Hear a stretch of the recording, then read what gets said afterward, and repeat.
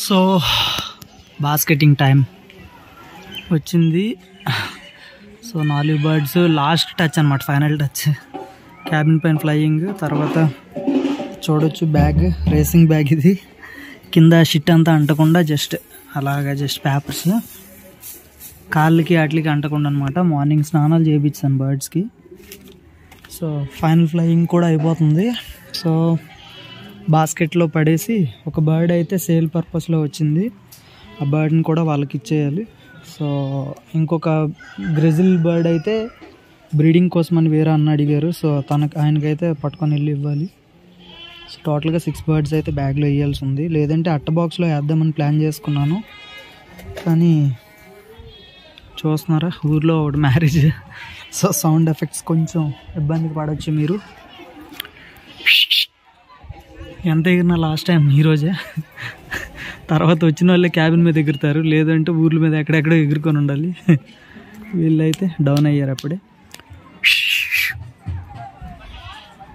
So ఊర్లో ఎక్కడెక్కడో ఎగురుతూ ఉంటారు.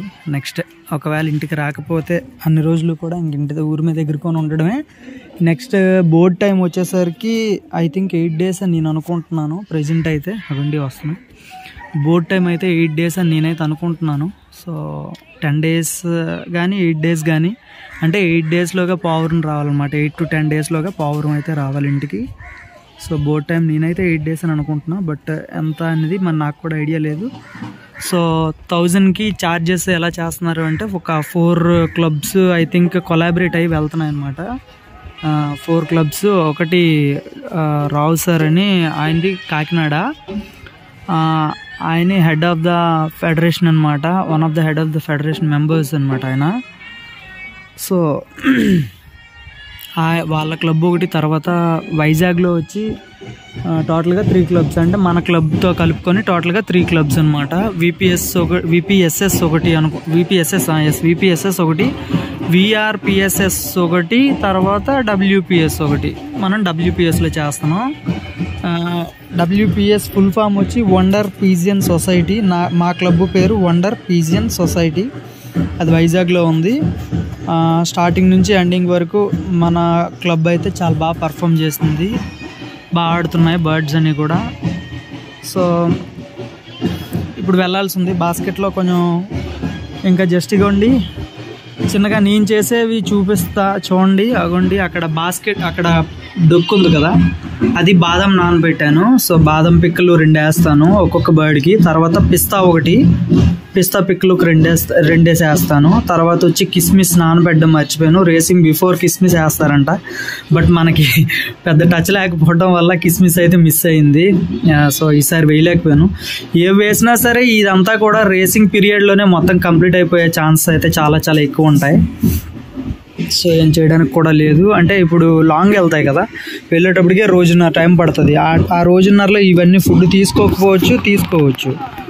సో ఆ 1.5 వాటికి అలాగా జస్ట్ ఫుడ్ తీసుకోలేదనుకోండి, ఇప్పుడు మనం చేస్తున్న బాదం అని, పిస్తా అని, తర్వాత డ్రై ఫ్రూట్ కానీ ఏమన్నా కానీ, అంటే డ్రై ఫ్రూట్ ఇప్పుడు నేను చెప్పిన 2 డ్రై ఫ్రూటేలండి. ఇలాంటివి ఏమన్నా కానీ మనం బర్డ్స్కి పెట్టినప్పటికీ కూడా అదంతా కూడా జస్ట్ బర్డ్స్ 1000కి వెళ్ళేంత వరకు ఆకలి లేకుండా కొంచెం స్టామినాగా ఉంటాయి. జస్ట్ అక్కడ నుంచి 1000 నుంచి స్టార్ట్ అయ్యేటప్పుడు కాస్త కోస్త బలాన్ని మిగిల్చుకొని తర్వాత దారిలో ఏమన్నా కనబడితే అలా తినుకుంటూ చేసుకుంటూ రావాల్సిందే ఇంకా. సో డిస్టర్బెన్స్ మళ్ళీ స్టార్ట్ అయింది, డీజే సౌండ్స్ వేశారు. సో కంటిన్యూ చేద్దాం దాంట్లో గ్యాప్ ఇస్తే.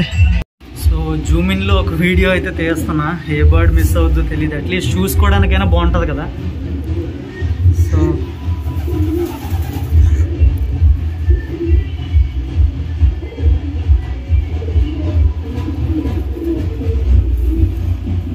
బాక్సర్ వీడు.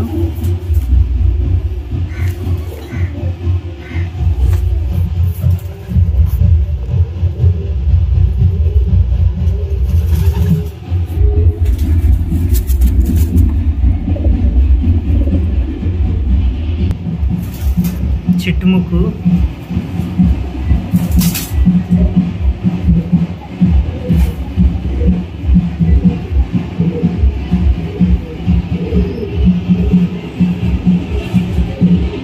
Final mealy. టోటల్ 4 బర్డ్స్ వెళ్తున్నాయి కదా. ఆ 4 బర్డ్స్ జూమ్ ఇన్ వీడియో ఇది. సో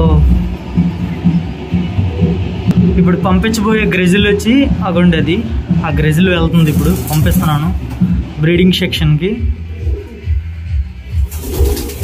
సో ఒక సేల్ బర్డ్ ఒకటి, టోటల్గా 6 బర్డ్స్ వెళ్తున్నాయి. 4 బర్డ్స్ రేసింగ్కి, ఒక బర్డ్ బ్రీడింగ్కి, ఒక బర్డ్ సేల్ పర్పస్.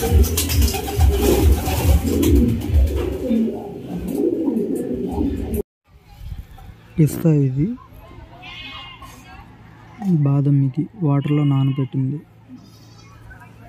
బర్డ్స్కి ఫీడ్ చేయాలి ఇప్పుడు, రేస్ బిఫోర్ అనమాట, వెళ్తున్నాం కదా. సో ఫీడ్ చేయాలి బర్డ్స్కి.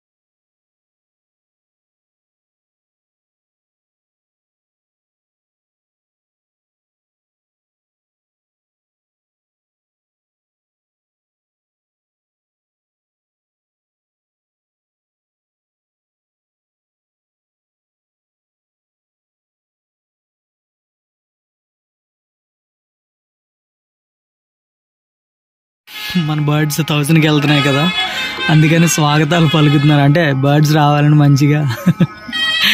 వాళ్ళైతే డ్రమ్స్ అయితే వాయిస్తున్నారు. సో పెట్టేద్దాం ఇప్పుడు, మంచి సక్రం కదా. Kidding, just kidding.